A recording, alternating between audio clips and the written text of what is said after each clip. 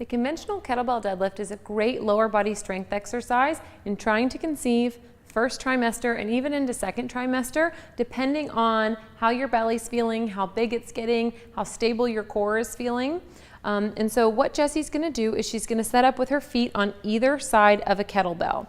Now, she's only gonna do this if she's already mastered what the hinge variation looks like. So she's gonna think about getting chopped at the hips, push her hips back, grab the kettlebell. So if she went to push her hips back and she stopped and her hands were still a little bit above the kettlebell, she would just squat down the rest of the way to get there while still pushing the hips back. You'll notice her hips are about halfway between her shoulders and her knees.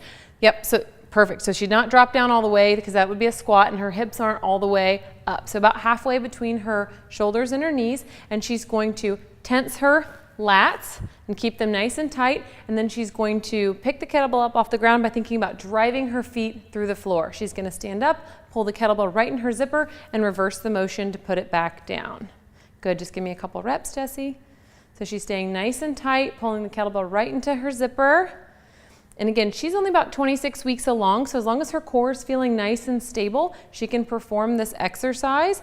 Another option, if you weren't feeling as stable in the core, you weren't feeling comfortable being so leaned over, you weren't feeling supported, we call it the hands-free mama feeling. So if you feel like you can do this exercise hands-free, then you're probably good to go. If you feel like you kind of need to grasp your belly for support, it's probably not for you. You can always elevate it on like a block or a couple of plates so that it shortens the range of motion.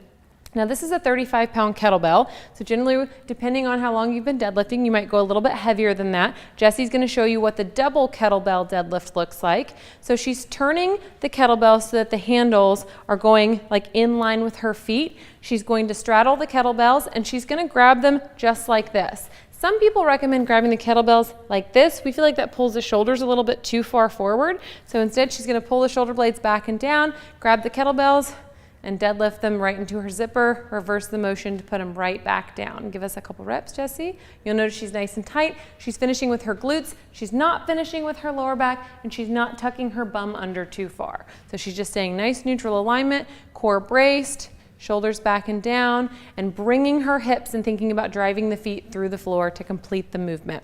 So that is a conventional kettlebell deadlift with a single kettlebell and double kettlebell.